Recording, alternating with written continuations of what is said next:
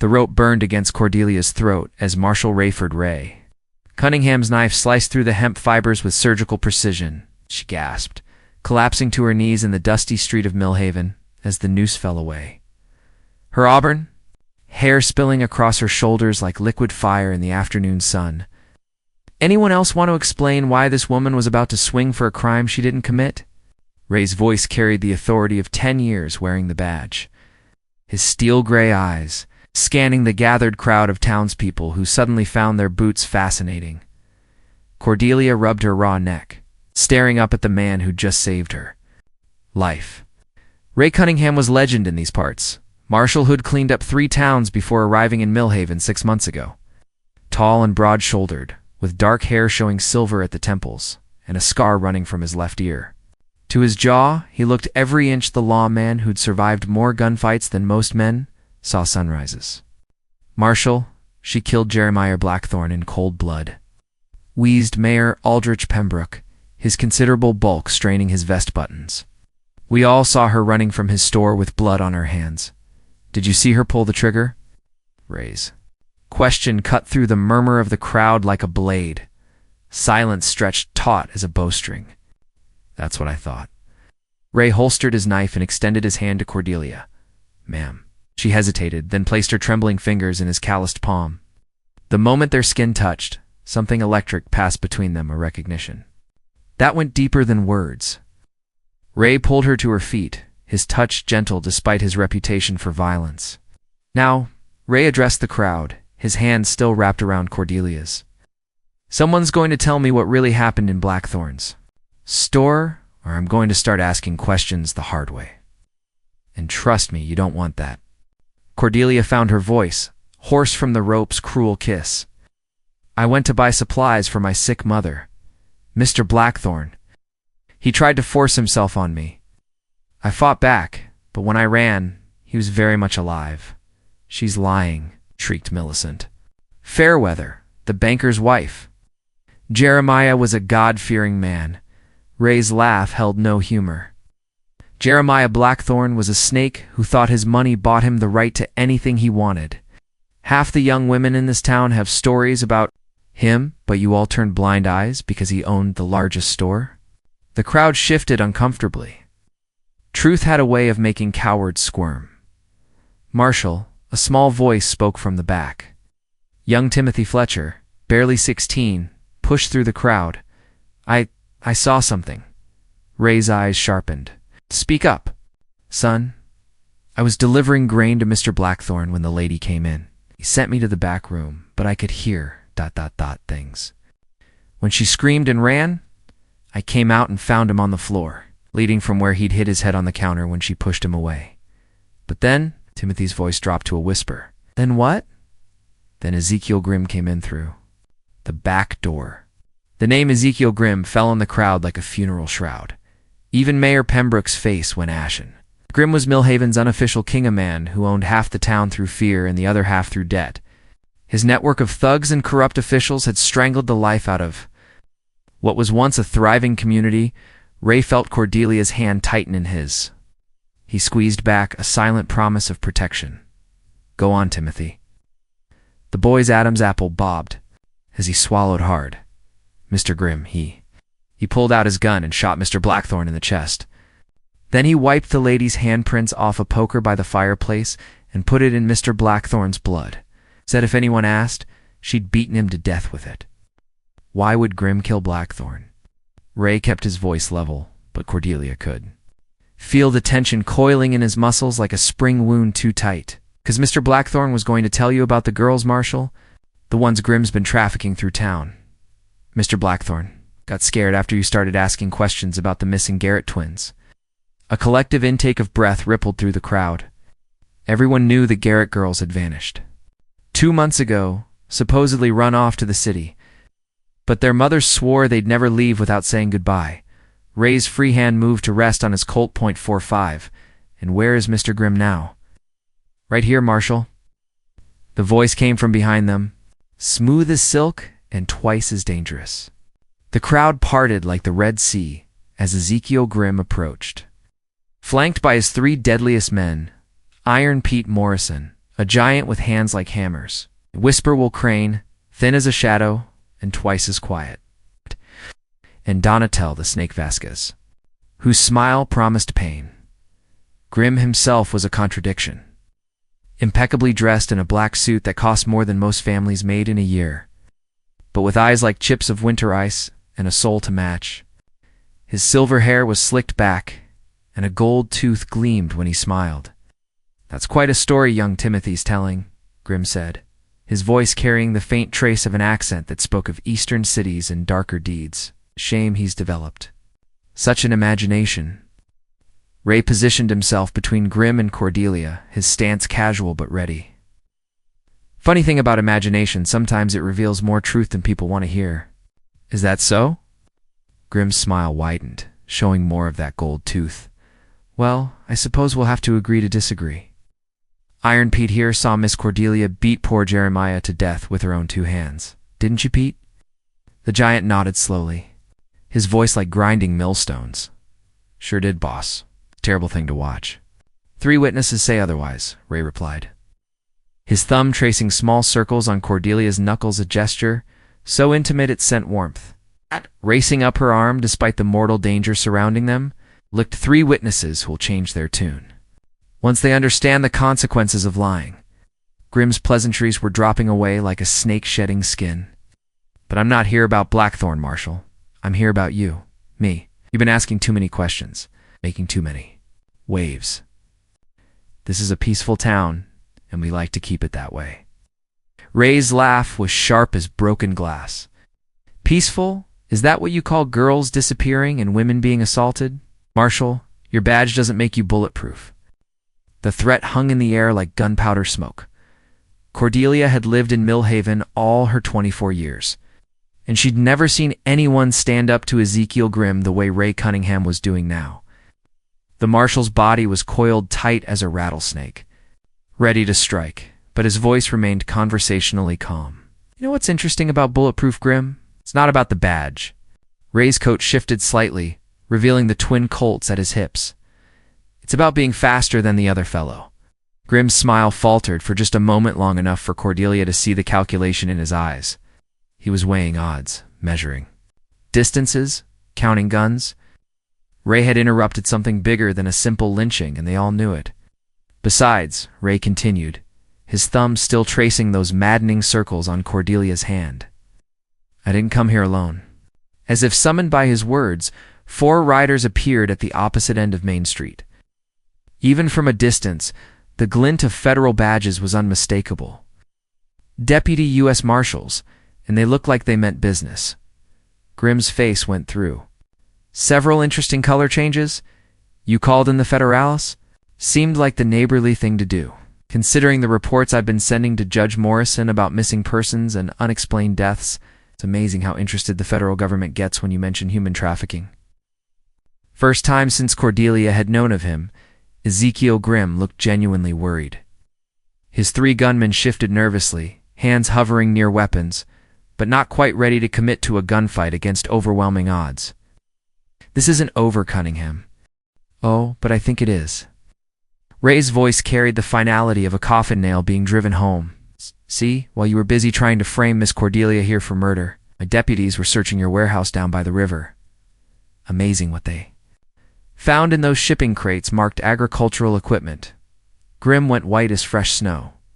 "Shackles have a very distinctive look, don't they? And those letters from buyers in Mexico City, well, they paint quite a picture of your business." Operations. The federal marshals had reached the edge of the crowd now, their horses' hooves striking sparks from the cobblestones. Their leader, a weathered man with lieutenant's bars, touched his hat brim in Ray's direction. "Marshal Cunningham." "The warrants, much obliged, Lieutenant Patterson."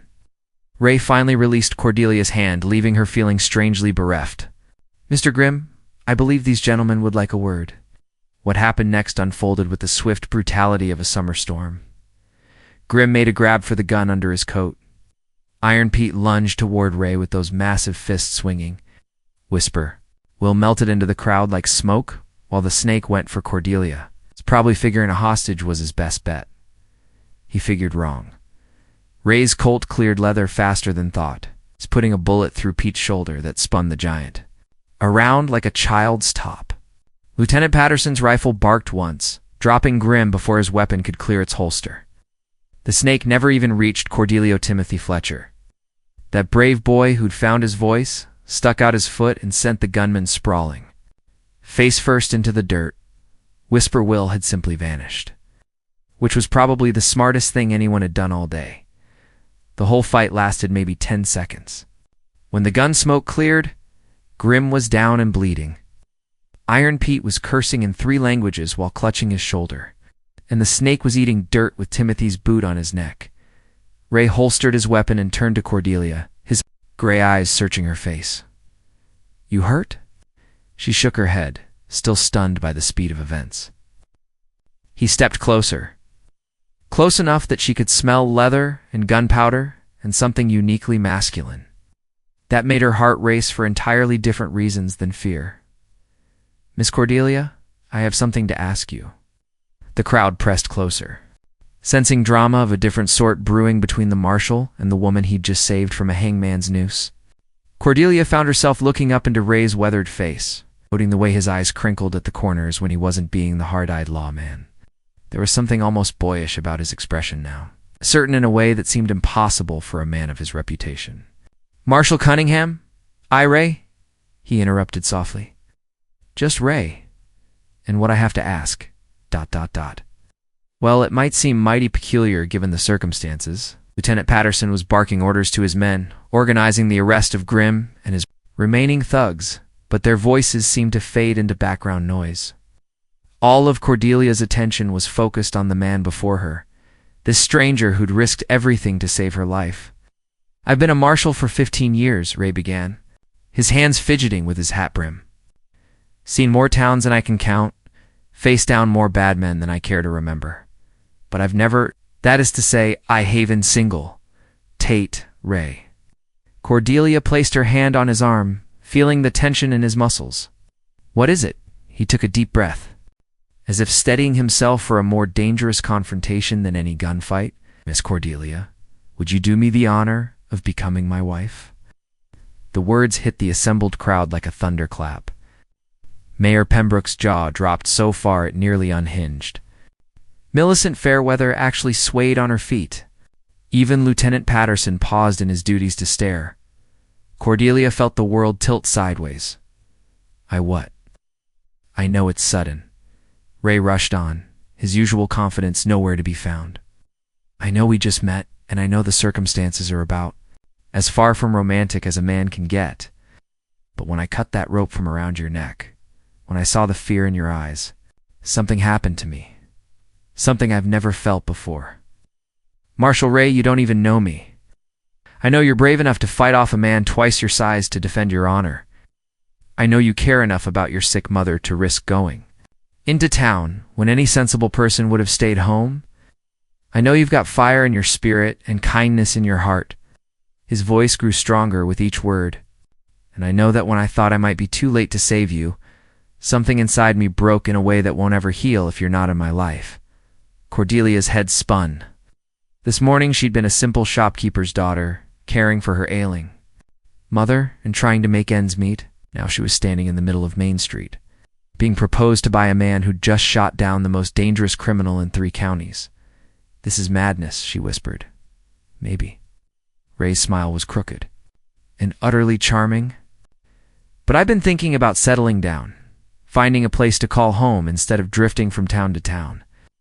And when I saw you today, saw your courage and your spirit, I knew I'd found both the place and the person I want to build a life with. You want to stay in Millhaven? If you'll have me. The town needs a permanent sheriff now that Grim's organization is broken. I can hang up my marshal's badge, put down roots, maybe raise a family." His eyes searched hers. "What do you say, Cordelia? We take a chance on a worn-out lawman? Who's never felt about anyone the way he feels about you?" The crowd held its collective breath. Even the injured Iron Pete had stopped cursing to listen. Cordelia studied Ray's face. Seeing past the scars and the hard lines to the man underneath, there was hope there, and longing, and a vulnerability that spoke to something deep in her soul. She thought about her quiet life, her predictable days, her certainty that adventure and passion were things that happened to other people. Then she thought about the way her heart had raced when he'd taken her hand, the way his touch had made her feel alive in a way she'd never experienced, the way he'd risked his life to save hers without even knowing her name. "Yes," she said simply. The word hung in the air for a heartbeat before the crowd erupted in cheers. An applause. Ray's face transformed with a smile so brilliant it could have lit up the entire town. Before Cordelia could think, he swept her into his arms and spun her around, her feet leaving the ground as the crowd's cheers grew thunderous. When he set her down, his hands lingered at her waist, and she found herself breathless for reasons that had nothing to do with spinning. "You mean it?" His voice was rough with emotion. "I mean it." The certainty in her own voice surprised her. "Though I think we should probably get to know each other a bit better before we start planning the wedding." "Fair enough." Ray's grin widened. "How about we start with dinner?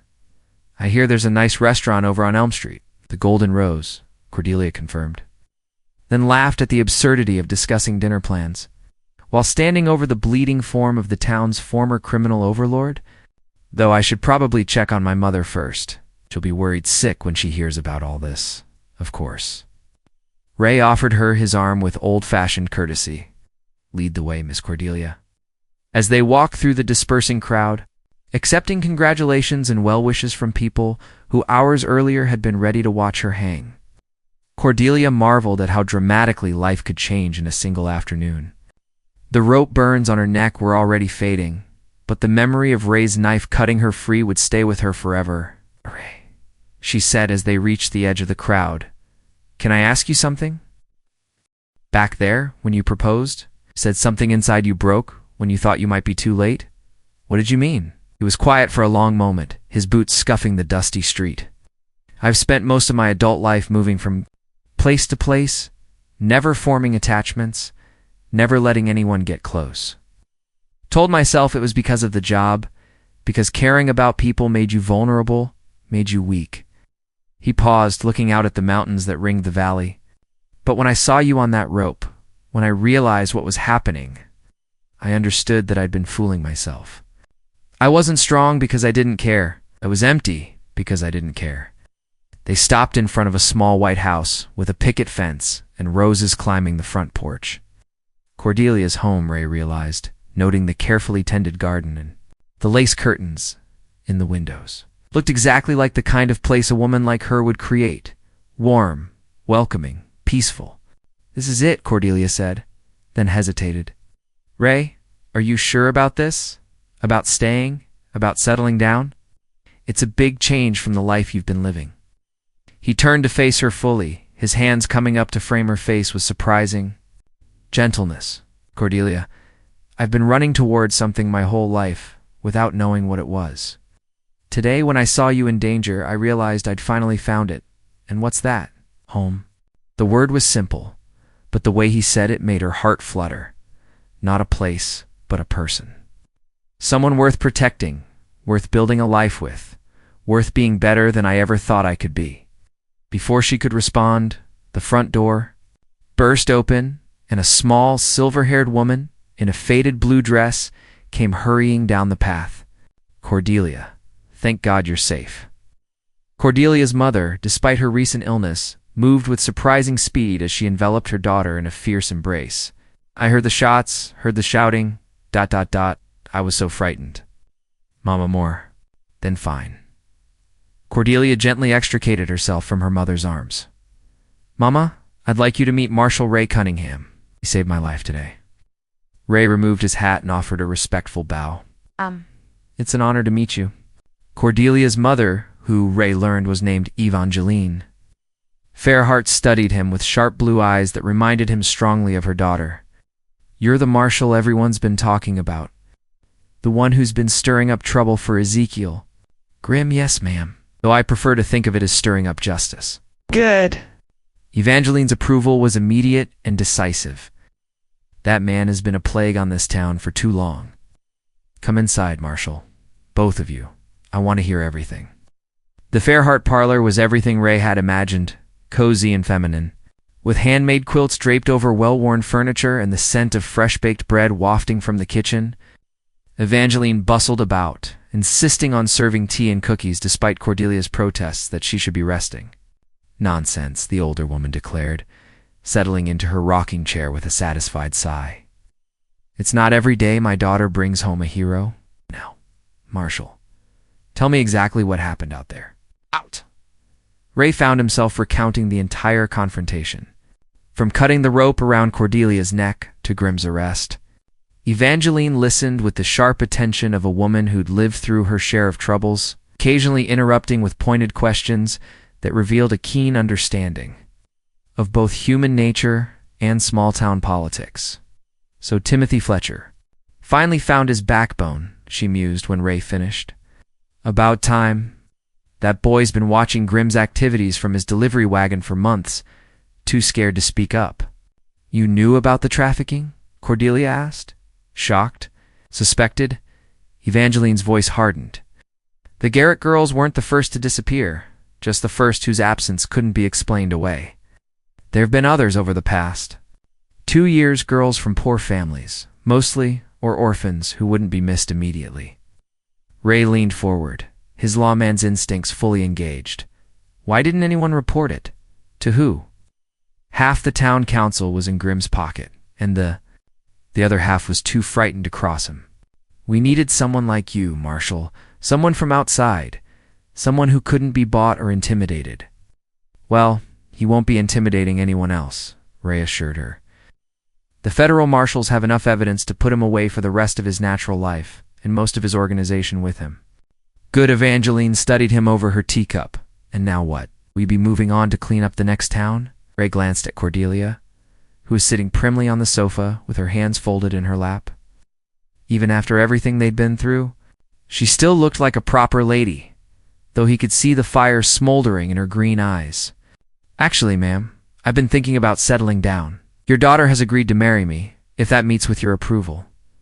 Evangeline's eyebrows rose nearly to her hairline. "Has she now?" That was quick work, even for a marshal. Cordelia blushed furiously.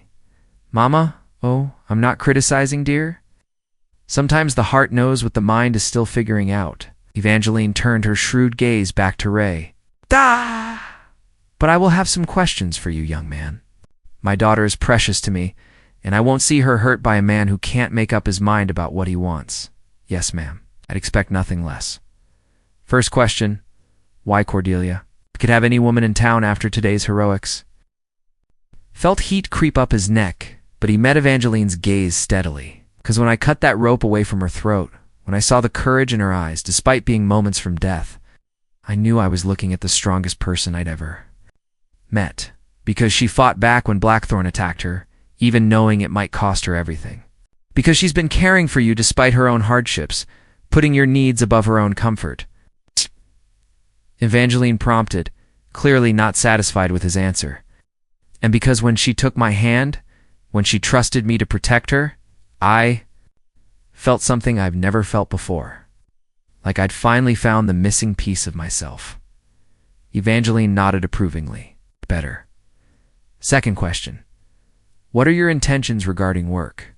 Will you be staying in Millhaven permanently, or will the Wanderlust take you again in a year or two?" "I've already sent word to my supervisor that I'm resigning my federal commission.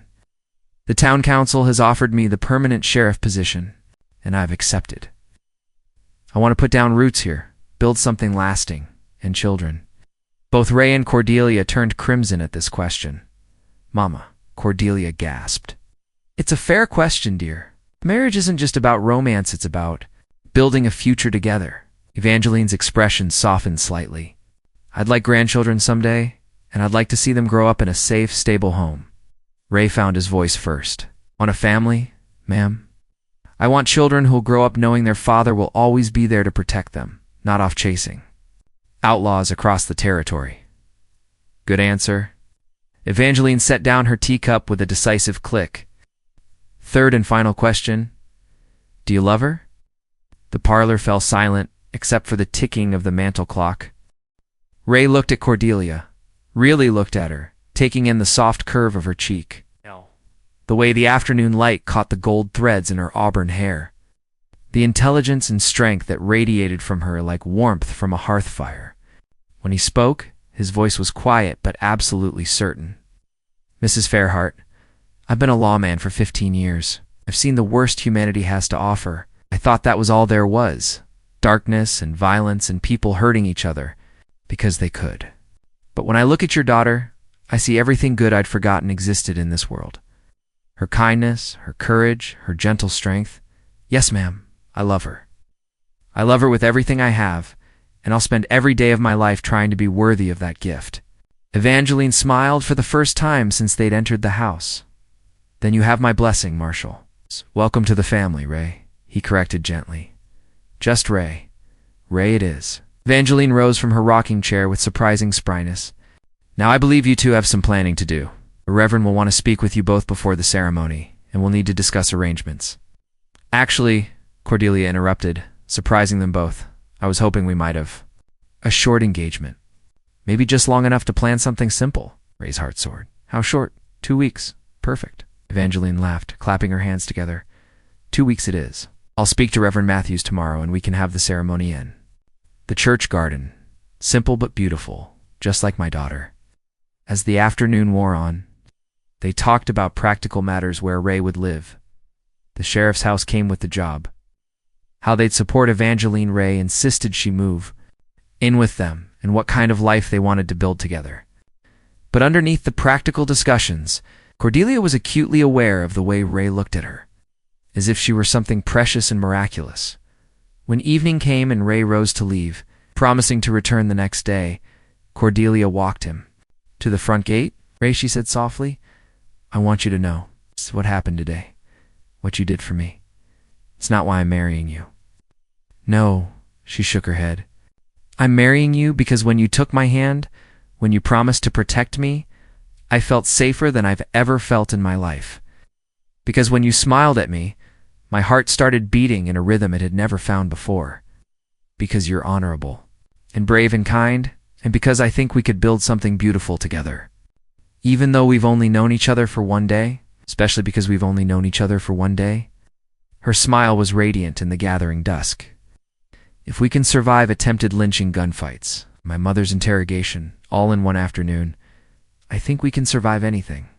Ray cupped her face in his hands, his touch reverent. "Cordelia Fairheart, you are the most remarkable woman I've ever met." "Good," she whispered, rising on her tiptoes. "Because you're stuck with me now." Their first kiss was gentle, tentative, full of promise and possibility. When they broke apart, Ray rested his forehead against hers, both of them breathing hard. 2 weeks? He asked. 2 weeks, she confirmed. Sheriff Ray Cunningham sat on his front porch, watching his wife Cordelia hang laundry in their backyard while their 6-month-old daughter gurgled contentedly in her basket at his feet. Millhaven had grown prosperous since Grimm's downfall, with new businesses opening and families returning to the area they'd once fled. Daddy Ray. 8-year-old Timothy Fletcher, now officially adopted as their son, came racing around the corner of the house, his school slate clutched in one hand. "Look what Teacher Harrison wrote on my arithmetic." Ray examined the slate, noting the excellent work. Scrawled across the top in red chalk, "It's mighty fine, son. Your mama will be proud." Timothy beamed and scampered off to show Cordelia his achievement. Ray smiled, thinking about how much his life had changed since that fateful day when he'd cut a rope from around a beautiful woman's neck and discovered that, sometimes, salvation came when you were busy saving someone else. "Ray," Cordelia called from the clothesline. "Mrs. Patterson is coming up the walk. I think she has news." Indeed, the lieutenant's wife was hurrying toward their house with the determined stride of a woman bearing important information. Ray rose from his chair, lifting baby Evangeline, named for her grandmother, into his arms. "Sheriff Cunningham, Mrs. Cunningham." Mrs. Patterson called out, slightly breathless. "The most wonderful news. The territorial governor is coming through next month, and he wants to personally thank you for your work in breaking up the trafficking ring. Apparently your reports helped them shut down similar operations in 3 other counties." Ray and Cordelia exchanged glances. Recognition was nice, but they'd found something far more valuable than official praise. "That's kind of him," Ray replied diplomatically. "Oh, but that's not the best part."